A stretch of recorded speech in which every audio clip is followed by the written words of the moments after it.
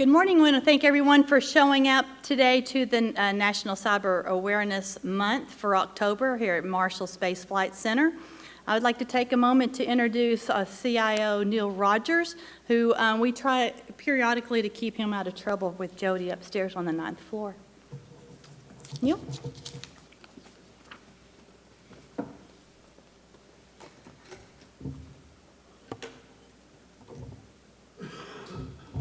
I always wanted to do that. I see them pushing those buttons. Hey, good morning, everybody, and thanks for being here. For those of you physically present as well as online, want to really excited about this event. I know the team has been preparing for a long time, targeting the month of October. But every October, the National CyberSecurity Awareness Month is a collaborative effort between government and industry to raise awareness about the importance of cybersecurity and to ensure that all Americans have the resources they need to be safer and more secure online.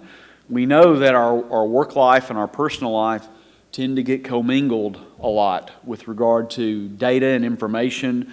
We've seen all the information about the breaches that have occurred with OPM and others. It's hard to separate those two worlds, so it's important that what we learn at work we can translate to home, and what we learn at home we can translate to work as well. So this year we took a more personal approach to our theme with Jim Bridenstine's visit last month announcing Marshall will spearhead a key component of America's return to the moon. We want to use this opportunity to equip everyone, both our mission and mission support organizations, with awareness of the threat environment that is really changing every day. Now more than ever, successfully landing Americans on the moon in 2024 safely and both securely depends on all of us. So our teams have been working hard to bring you the very best lineup of speakers. Today is just to kick us off for a series of great speakers all month. We're excited today to have with us Ray Taylor, Principal Advisor, Enterprise Protection Office of the Administrator. The information Ray has to share with you today will certainly put cybersecurity in perspective for you, or at least we hope it does. So who is Ray? Ray Taylor is the Principal Advisor for NASA Enterprise Protection. In his current role, Mr. Taylor serves the Associate Administrator while leading the agency-level Enterprise Protection Program, providing advice and recommendations on threats, vulnerabilities, risks, mitigations, and protection of agency programs, projects, and activities. That's a big job. Mr. Taylor leverages an impressive resume of leadership responsibilities in the mission domain, and I shortened it a little bit, but I'll give you a sample. He's had leadership roles in James Webb Space Telescope, the Stratospheric Observatory for Infrared Astronomy, SOFIA, the Physics of the Cosmos program, and the Prometheus Nuclear Systems and Technology program, just to name a few. And again, I abbreviated his resume for time's sake because I wanted to give as much time for his presentation. But before joining NASA, Ray served in the U.S. Navy nuclear propulsion field among joint programs of the Department of Navy and Department of Energy for design, development, and operational support of the naval nuclear-powered fleet. Ray will testify that we are NASA and everyone is interested in our cutting-edge technologies. I think about the summer when we were celebrating the 50th anniversary of the landing on the moon by Apollo 11 crew, the groundswell of support and interest, and I don't have committed to memory, but the number of interactions through social media and everything that people were really plugged into NASA, remembering that event and the impact it had on their lives. Well, our adversaries are plugged in as well in an increasing way. Our list of adversaries and those that would want to do harm, both either reputationally or physically, to NASA and to the country, are growing each day, and they really are evolving their cyber capabilities and put a lot of investment into those. It's much cheaper to invest in those capabilities and steal and threaten than it is to build those yourself. So something we need to be aware of, and that their efforts fuel their government's ambitions towards the space race that we're in now. So if you will, join with me in welcoming Ray Taylor to the stage. Ray? Neil, thank you so much. We appreciate it. All right. So let's see, testing 1, 2, 3. I think this is working. All right, thank you very much. All right, so thank you, Neil, for the opening context for this very important monthly series. It's a great pleasure to be here with you this morning. Great honor to be at the George C. Marshall Space Flight Center. I was actually here back in March at our kickoff of the enterprise protection briefings across the agency, so I'm glad to be able to be back. Sorry? Okay, yep, charts are coming up. So as Neil mentioned, I'm in a relatively new job. It's called Principal Advisor for Enterprise Protection. It's situated within the administrator's office so that I can see things across the agency, get insight into what we're doing collectively and what our threats and vulnerabilities are, and then to give recommendations on how to grapple with those threats and vulnerabilities. So on the next chart, actually I'm in charge of that, I see. This is just one quick chart on the reality of what we face. And despite us being a civilian agency, as opposed to a Defense Department agency, we have had actual problems arise in both our space segments and our ground segments. And I wanted to give you two examples, one in each category, so that you would have some context here. It's not meant to be alarming, but kind of just realistic. And so it really shows that what we're talking about here is not theoretical. It is founded in our actual experiences. So with regard to the space segment, spacecraft, we've had, going back to 2007, a series of what are generally referred to as RF interference events with spacecraft. So on one level, that might sound like jamming, just a ground-based transmitter jamming something on our spacecraft. But it's actually, what's happening is actors are using the correct carrier frequency, and they're changing the carrier frequency in the correct manner to cause the receiver on the spacecraft to lock up and begin to be able to process commands. The reason why there's that feature in the radio receiver is to try to filter out noise and unintended type of interference. So the actors have been able to, get the information to be able to do that and actually do that. So of course, our spacecraft generally fly around the world, all parts of the world, and some of these events are concentrated in different parts of the world. And we get insight on this because the spacecraft collects onboard health and status telemetry and then downlinks that telemetry every pass, and then we can see what all the subsystems have been doing, in particular when the receiver has been locked up. So to our knowledge, no one's ever commanded one of our spacecraft, but our knowledge of this is imprecise because we're not always looking at the telemetry artifacts to figure these things out. But the actors have definitely done, what I've described. So how are they doing this? Well, there's probably information leakage, which allows them to know what the right carrier frequencies are and the right way to modulate the carrier frequency.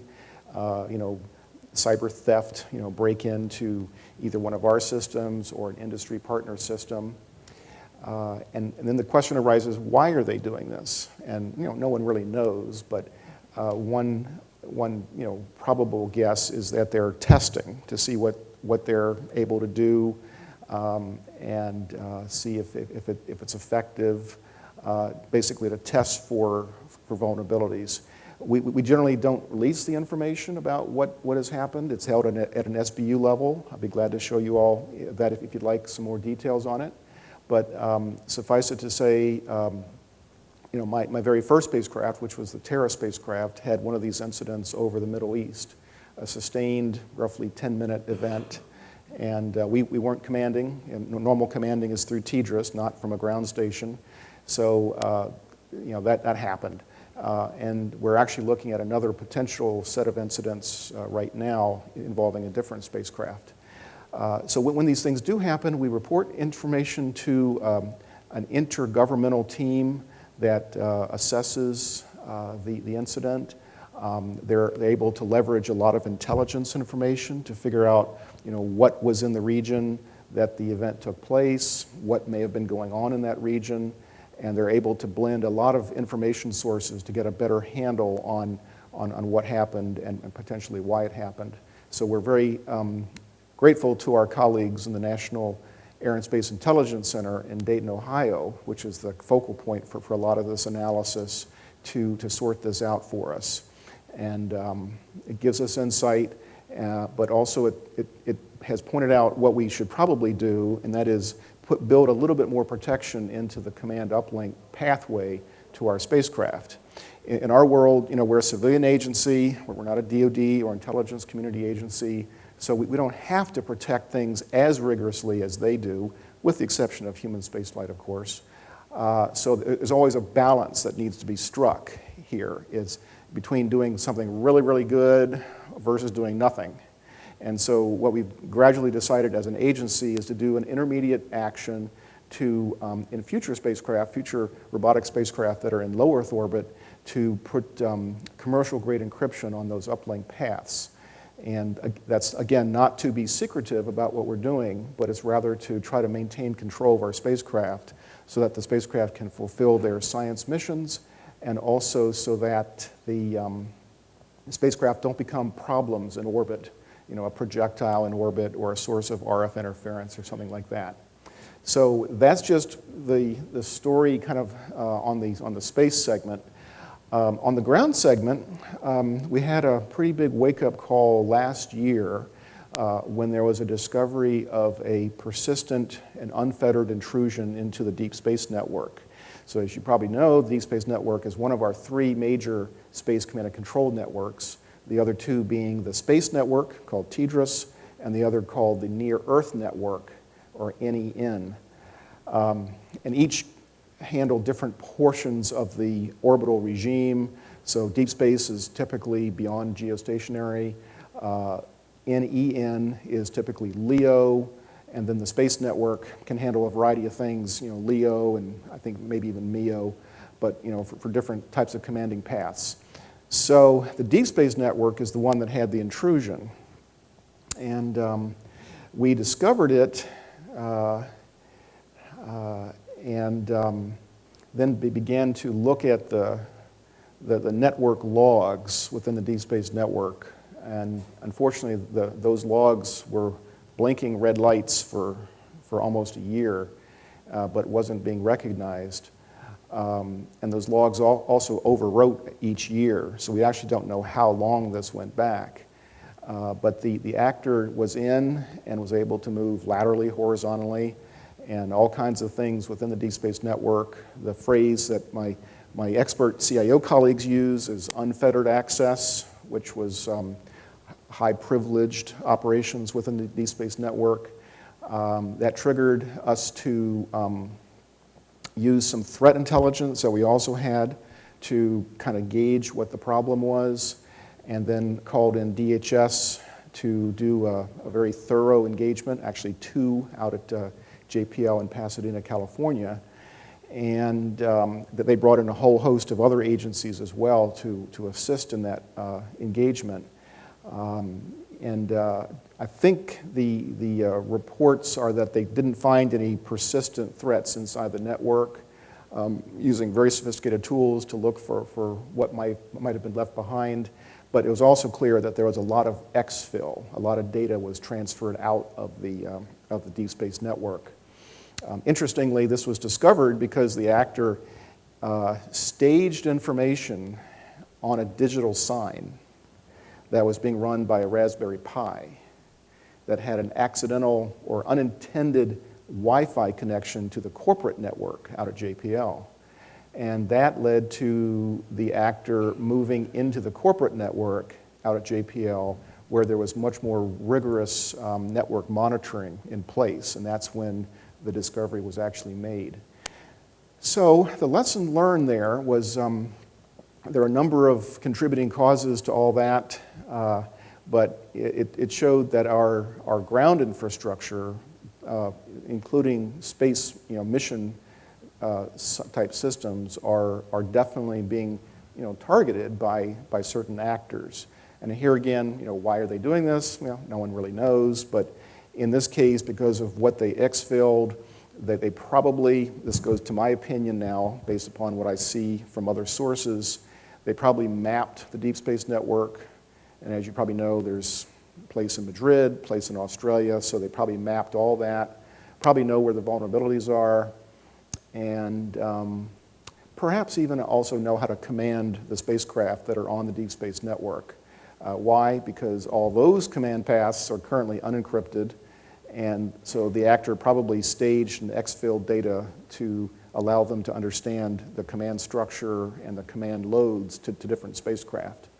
So that was a bad thing to find, but there's a lot of work going on out of JPL to bolster and shore things up in the Deep Space Network. And then it's also led to some more actions across the board, agency-wide, to help protect our mission networks. So those two examples, the space segment and the ground segment examples I gave, are really meant to show that this is real, not theoretical, and also make the point that we have to have a balanced response to all this. We can't spend the money or the time to make things totally bulletproof, but rather get to a risk management approach for cybersecurity like we do in other areas of mission system development and operations. I should also mention that anybody has any questions along the way, feel free to ask those. I'll be leaving time at the end also for questions. So now we'll move on. So this is a cyber talk, not an enterprise protection talk, but to give context, I just thought I'd show one chart. Enterprise protection, what we try to do is leverage threat intelligence from the intelligence community, which tells us what different actors are doing, or what they're capable of doing, or what they intend to do to different categories of systems in the space, air, and ground. When I go back tomorrow morning, when I get off the plane, I'll get back into NASA headquarters and I'll go right into a threat briefing because that's just part of the puzzle. We also take indications and warning information from other agencies, which can help us be proactive in the protection of our space systems. So it turns out, because the space environment is becoming more congested and contested and competitive, our colleagues in the Defense Department and intelligence communities are actually way ahead in terms of understanding and being able to operate in those sorts of environments. And they've established some new organizations. So you've probably heard of the new U.S. Space Command being stood up just late last month. But in addition, there are a couple other organizations that we work with very closely, the National Space Defense Center in Colorado Springs and the Combined Space Operations Center at Vandenberg. And so we're now able to see what they see in terms of the intel picture. I get daily intel briefs from these two organizations, which gives us a view of what they're seeing and reporting to their leadership. In addition, when and if there are things that happen in space or are about to happen in space, they let us know, and then we can be sure to let the right parts of NASA know about it as well. It's a very effective thing, and I can definitely make sure that the information gets to the human spaceflight community. If it doesn't go direct, I can get it to them, and things like that. So these are actually good organizations to be connected with, to just try to be, as much proactive in this area as possible. And then last but not least, in the lower left-hand corner, there are some technical organizations that are developing technologies and requirements and techniques to protect their spacecraft and ground systems. So one of them is called the Space Security Defense Program, also in Colorado Springs. They've been doing this for a number of years, and a couple other letters there. So we're able to tap into their expertise. And then the whole point of enterprise protection is to blend all those information sources, make sure the right information gets over to our mission directorates, functional offices, and the centers to be able to be used in the management of the development of systems or the operation of systems. The little red dots there are meant to indicate the roughly 60 or so people that I work with most closely within the agency who have the requisite clearances to be able to work on many of these topics. So, quick snapshot of some of the public source information about different threats and vulnerabilities. I laid this out in 3 layers: the mission layer, the corporate layer, and the infrastructure layer. So mission layer clearly would be spacecraft and aircraft. The upper left was one of the cases of the RF interference I spoke about before, and then the corporate layer, and then the infrastructure layer. I definitely want to keep us all thinking about the infrastructure layer, because we have, very high-value test equipment and high-value flight hardware that comes through test facilities here, Stennis, Langley, whether it's wind tunnels, engine test stands, shaker tables, you name it. And those are controlled by operational technology, which is often interconnected in some way or another. So we have to keep our eye on that topical area. So this is a plenty list of things that are going on.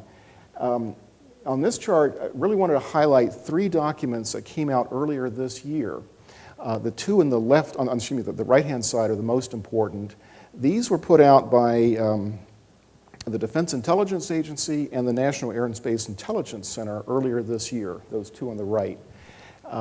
Open source, public, unclassified documents, really excellent resources on, what the threats and vulnerabilities are for spacecraft, aircraft, and ground systems. They're excellent resources because they're unclassified. We can talk about them without any sort of limitation. And I would encourage you all, if you have interest in this area, to just look at those 2 documents and just get some additional background through those documents. The one on the far right, the National Aerospace Intelligence Center, that's the group that I mentioned earlier that we send our RF interference information to, and they blend with their other sources of information to do an assessment about why, who, and how. So then if you take the kind of information that we've actually experienced, and then those documents I just showed you, I try to filter it down to a set of threats that are the type of threats that I think we within NASA should stay focused on. So importantly, I exclude things like ASATs, anti-satellite weapons, and I exclude things like high-energy directed energy, because those are well beyond our ability to handle. But there's plenty that we can handle. So, the radio frequency interference is top of the list there, because we've seen that so many times. The era of injecting malware into spacecraft probably is, here, if not already here. Jamming and spoofing of global positioning system is an area that we need to be mindful of. GPS receivers are surprisingly easily tricked into calculating an incorrect position, velocity, or time. And so they have, there's also a very weak signal, the GPS signal, so a very relatively low power transmitter can jam GPS receivers, and also a relatively low power transmitter can mimic GPS signals and cause the receiver to calculate incorrect position, velocity, or time. And then there are also data layer vulnerabilities, and I'll describe one of them just to give you a sense of this. So in any case, this is an area where there's been plenty of examples, terrestrially speaking, where ships have been suddenly found themselves to be hundreds of miles inland, which of course is not the case, but it's because their GPS receiver was being spoofed. The data layer example here, when the GPS signal comes down from the GPS satellites, it actually contains information. The information is which satellite transmitted, where the satellite was, what time it was, and then the GPS receiver actually has to take all that information from some number of GPS satellites and calculate a best estimate position, velocity, and time. So it turns out one of the pieces of data that comes down through the GPS satellite is very simply the radial distance of the GPS satellite from some geoidal center of the Earth out to that GPS satellite. And that's part of the data set that those satellites transmit to receivers, and part of the data that those receivers use to calculate position. So it turns out if the GPS receiver is spoofed by some local transmitter that's transmitting a mimicked signal, and if that signal happens to have 0 in it for that radial distance, well, the receiver goes crazy. It reboots continuously and other forms of anomalous operation. And so a receiver can either be temporarily disabled or disabled for a very long period of time. That's an example of a data layer vulnerability of GPS systems. So it turns out this has been gradually recognized as a fairly big problem, nationally speaking. And the intergovernmental organization that coordinates GPS matters has put out an interface control document that if that's followed by manufacturers of GPS receivers, would mitigate a fairly broad range of the vulnerabilities of these GPS systems. And so that's an example of what one can do, hopefully without breaking the bank, because hopefully GPS manufacturers will gradually be building to that spec and be able to then specify that in acquisitions to make the spacecraft more resilient. So, I've mentioned cyber intrusions and then the exfil of various types of data that we have here at the agency. So I'll just let you read the rest there. Suffice it to say, this is a subset of the broader set of space threats, but it's a subset that I think are most doable for us, kind of on a balanced approach and building in a risk management approach to doing this.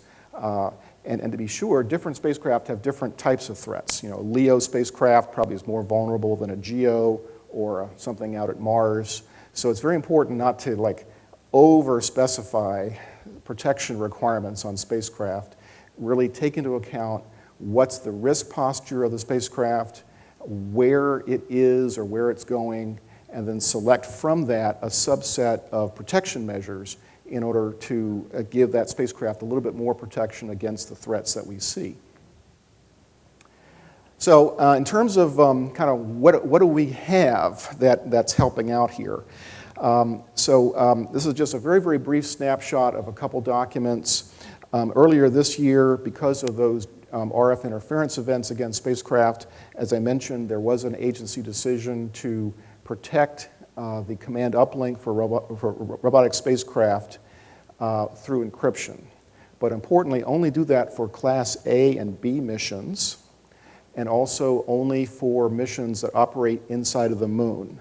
The reason is Class C and D are by design higher risk, higher payoff, and lower cost. And so it was felt that that might be a bridge too far to go to do that on Class C and D at this time. Also, there are no threats out at Mars, so there's no need to really do more there.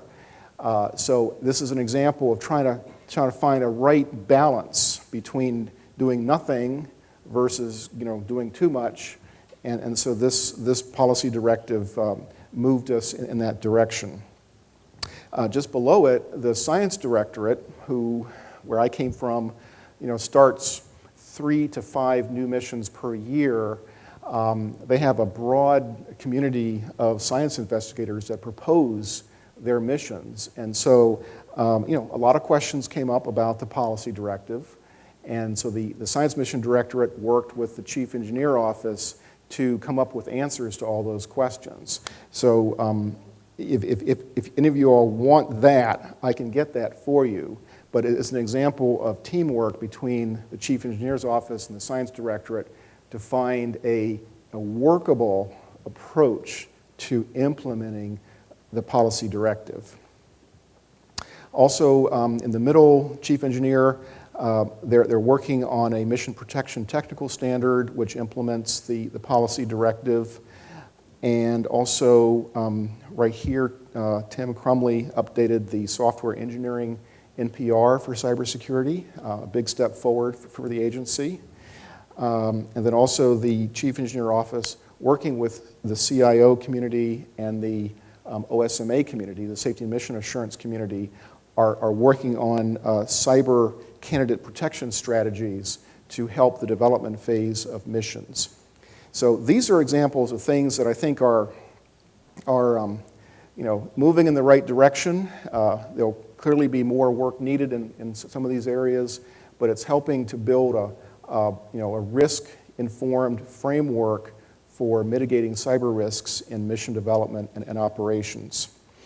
Just finally, I'll note that on the far right, there's also work going on to update the safety mission assurance, software assurance standard for cybersecurity.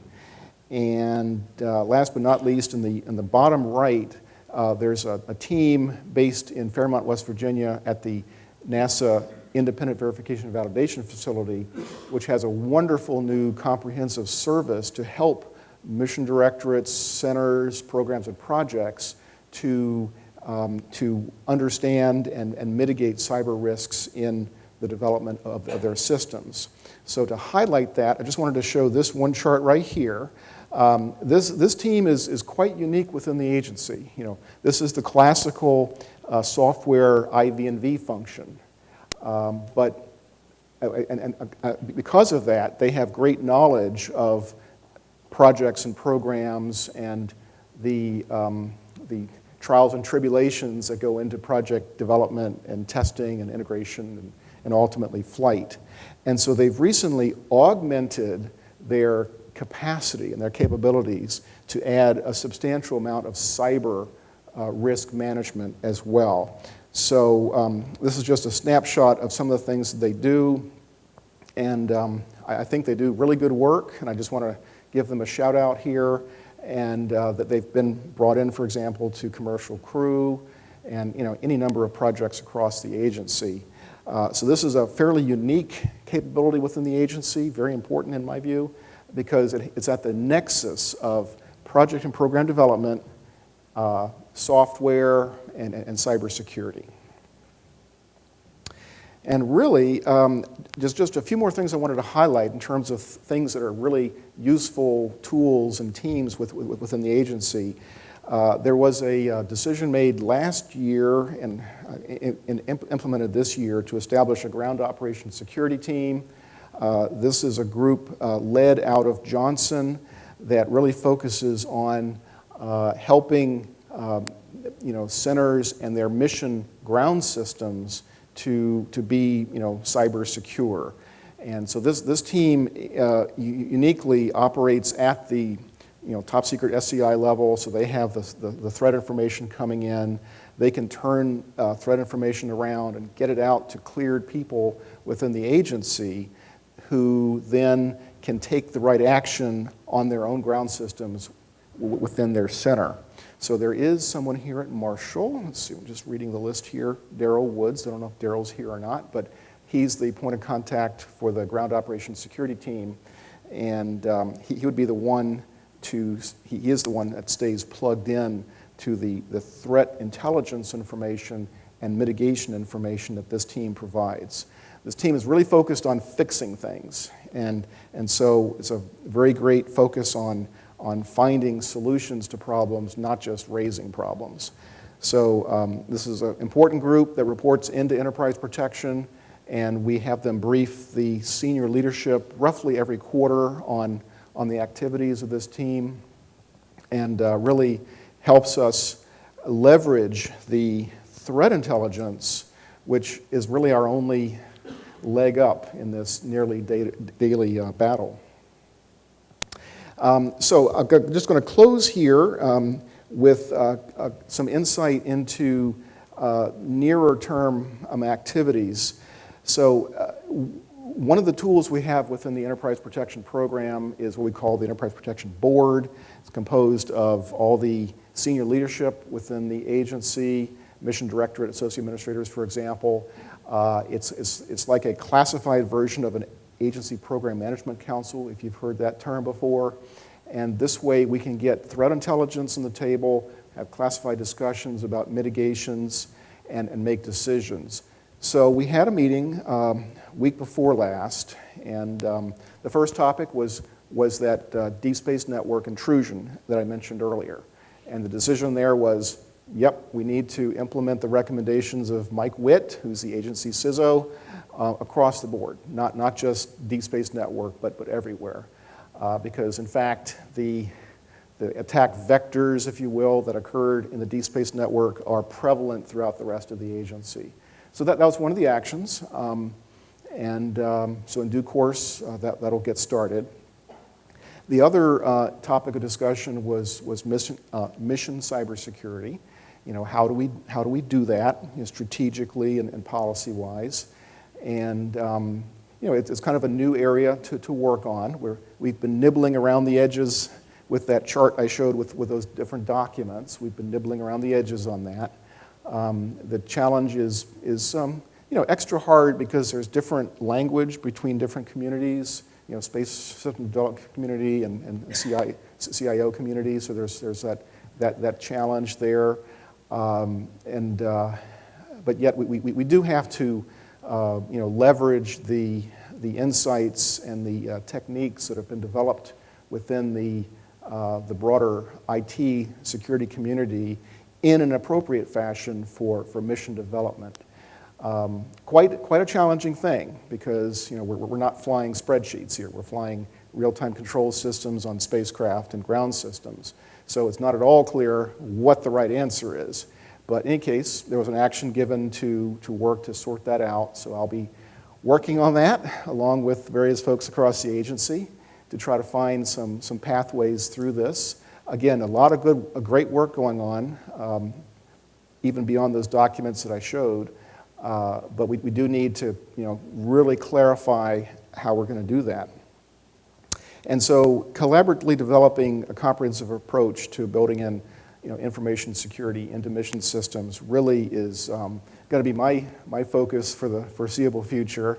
And I welcome any ideas that you all might have today, or you can contact me or my colleague Mike Hetley with those ideas after the fact.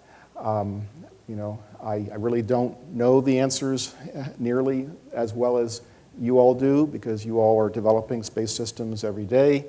And so I'm eager to hear any and all ideas that you might have. So with that's the end of what I was going to talk about. And I'd be glad to have any discussion or any questions that you all might have. Oh, and we also have the online community. Yes, sir. Thank you very much. Great talk. Any interest or plans to work with enterprise architecture as a group to try and get some of your security ideas into the design of all of our systems? Great question. Could you say it just again briefly for the mic there? Yeah. Sure. Hi. Thank you for joining us today. My question was, any plans to work with enterprise architecture as a means to disseminate your concepts for design of our systems to be more secure?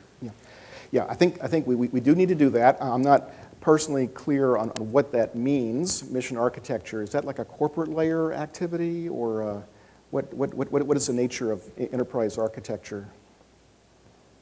We might need the mic again. You can just say it. Okay. So I'm a developer, and I have a sense of commercial enterprise architecture, and I don't know that much about NASA's enterprise architecture. The general idea is that at the highest level, right, the guidelines for how we develop our systems and interoperate is controlled by enterprise architecture. At the highest level, right, all the systems that we have to interoperate, and someone's got to be responsible for interoperability.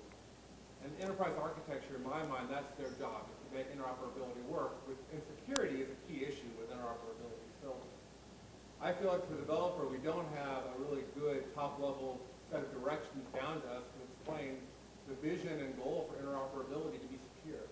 So I'm thinking, again, I don't write enough, but it's my mind, that's the way that as a developer I should learn about interoperability is from an enterprise architecture group telling us, sorry. That's okay. You know, how do we as developers develop effective systems that are secure and take advantage of all the stuff that you guys know? Very good. Okay, so I'm going to take that one back with me. You know, enterprise architecture as a foundational, overarching, you know, principle for all those three layers that I showed there. So it's an excellent idea. Let me look into that. You know, on the surface, it sounds really, really appropriate. And the challenges are the diversity of systems, you know, whether it's the corporate layer systems, the mission layer. But, you know, the fact that a lot of these systems are interconnected means that there needs to be some kind of overarching approach. In fact, the interconnectivity of systems is probably the bane of all this in the first place, including space-to-ground segments and things like that. So thank you for that. Appreciate that.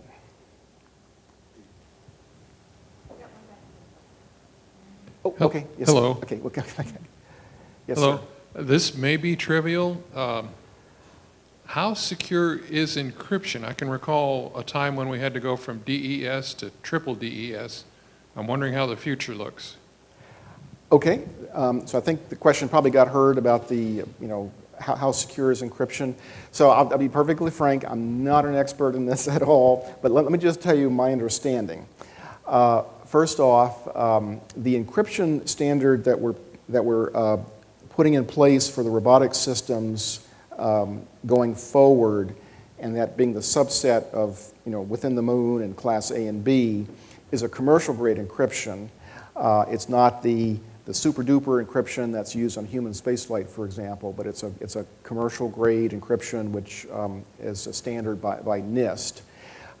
So what I'm told is that right now that's good enough. And it's going to be a big enough challenge to get that on the spacecraft because of the power and so forth and the compute demands that sort of thing requires. What your question might be alluding to also is that, as time goes by, various encryption standards become vulnerable to being able to be decrypted, and as a consequence, sometimes they're deprecated soon, or at some point in expectation that they'll be able to be decrypted in the future. So here again, it becomes a risk balance. On the one hand, we want to use encryption as a tool to maintain control of our spacecraft so that we are commanding the spacecraft. On the other hand, we're not trying to be secretive about it. So what I envision is that, as time goes by, NIST the National Institute of Standards and Technology, will look at their current suite of encryption algorithms and over time replace them with future algorithms. Also in the era, at some point, supposedly, quantum computers will be able to crack a lot of things. So NIST, National Institute of Science and Technology, is actually developing a quantum proof algorithm. I don't quite know how that works, but in a nutshell, they started that roughly 5 years ago. They put out a call for proposals to the encryption community on how to do that. Some 50 proposals came in, got whittled down to about 15 as I understand it, and those 15 are now being refined, and then in some number of years, a small number of years, I think NIST will select one or so of those algorithms to be the post-quantum algorithms for use. So I think that's a continuously moving topic, as the compute capabilities increase and so forth.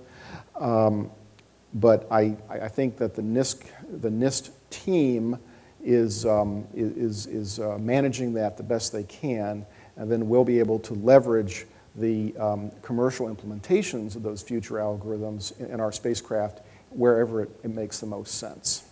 Thank you, sir. Okay, right here. Thank you. My question is related a lot to the gentleman here. It's basically, what do employees at centers need to know to support the enterprise protection program? So designers, developers, project personnel.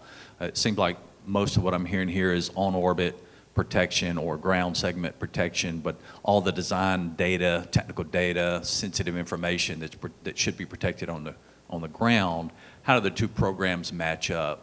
Enterprise protection versus other protection programs in the agency? Yes. Okay. Very good. Yes. So very importantly, enterprise protection. We're not trying to take over any other organization's current role. So, for example, OCIO really owns the SBU policy and so forth. So we have to stick with the established agency policy for which organizations establish the policies and so forth. So the area where I try to look out for is where are we perhaps under protecting information, So based upon our experiences and threat intelligence and so forth, are there pockets that we might be under protecting? So Let me give you an example. A team much smarter than me came up with this, so I just want to give that example. The team that does the IV&V work, this team here, recently did an assessment of a data system at a center. It was not a flight system. It was more of a project data system, for project purposes, and found quite a number of vulnerabilities. And this particular project was doing some fairly sensitive research work, perhaps a bit more than most, more sensitive than most, in terms of what potential adversaries are interested in. So this team here did an assessment. It's called the Blue Team Vulnerability Assessment Program, BTVAP right there. And like I mentioned, found a lot of vulnerabilities. And they were so concerned about that they said, we're not even going to ship this out, encrypted, back to the project. And we're, the only way we're going to give it to the project is if we drive it down there. So that led to, us going to the Office of Protective Services to seek a classification guidance on that particular set of vulnerabilities. And so in that case, it's a collection of vulnerabilities, not just one, but a small set of them. And so the decision was made to classify that at the secret level to give it extra protection. So it has to be stored on a secret level network, for example. And that kind of classification decision is very, very common. An individual piece of information, while sensitive in SBU, is one thing, but if you aggregate it with other similar things, then very often in the defense community, for example, that would then be treated as classified at some level. So at this stage, we have the classification decision, and in the near future, there will be a classification guide, which will help programs and projects in the broader NASA community to be able to then apply that guide and protect information to a higher degree. So that is a very good service that our Office of Protective Services gives us. And yes, they have to follow the classification rules, broader government speaking. But in this case, it was not a hard leap to decide to do that. So I certainly supported that. I said, look, if you give the recipe out, somebody's going to use it. So we have to be very careful about any aggregation of vulnerability information. And I'll just make one further observation here that I do believe, I was talking to Neo earlier, that we do need to move towards risk management of cyber risks, for a variety of reasons. Project and program management already uses risk management, but cyber risks typically don't show up on that list. I know it didn't back in my day, so I don't know if it does today or not, but back when I was doing projects, it never showed up. And so I believe we do need to move towards that direction, make those risks visible to program and project management so that they're at least aware and possibly be able to take action to mitigate risks down to an acceptable level. But having said that, that particular risk list, might need to be, I think it definitely has to be SBU, but it could be that it needs to be protected more aggressively as well, depending upon what's on that list. So this is just, part of our evolution as an agency, I believe, and it's not for me to decide how that's done. I'm, from an enterprise protection standpoint, will be making the point, though, that I believe that's the direction we need to move in. It probably can be leveraging the existing risk management framework. However, the product is probably not, non-SBU. And that's just part of the nature of what we're dealing with here, where a cyber threat or vulnerability can lead to, pretty big problems. Loss of a spacecraft, perhaps, loss of a ground system, or exfil of a lot of the technical information that describes how to command and control a spacecraft. So I know that was a bit of a long-winded answer there, but I hope that helped. Follow-up, yes, sir. Do you see the agency needing additional security clearances or limited in the agency?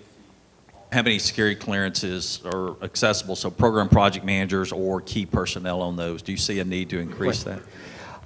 Yes, so that's a fairly actively discussed question. I had to brief the Aerospace Safety Advisory Panel on that, not 6 months ago. So my general answer is that we have to recognize that there are different levels of clearances. And the secret level clearance is a much easier thing to get done, time-wise and so forth. Anybody here from Office of Protective Services? Formally? Okay, very good, yes. So it's your community that would handle that. And so I personally think we likely need more of that. Not the least of which to be able to handle, these risk lists for cybersecurity. I'm not convinced we need more SCI level, but I do know that my colleagues in the Science Mission Directorate are recognizing that they need more bench strength back at headquarters on this. So for each of the science divisions within the Science Directorate, there are 5 of them, they're moving in the direction of having 3 SCI cleared people in each of those 5 divisions to give bench strength to be able to handle issues as they arise. At the moment, they only have like 3 out of 150, but they're going to move to be about 15 out of 150. So the two-part answer is I believe we probably do need more secret level, but I'm not sure we need more SCI levels. Okay. Any questions online? No, none online? Okay, all right, very good. Okay, good. All righty, well, again, all ears for any ideas on mission cybersecurity, so please feel free to reach out. I'm very easily found on the email system. And thank you for your time this morning and your really great questions.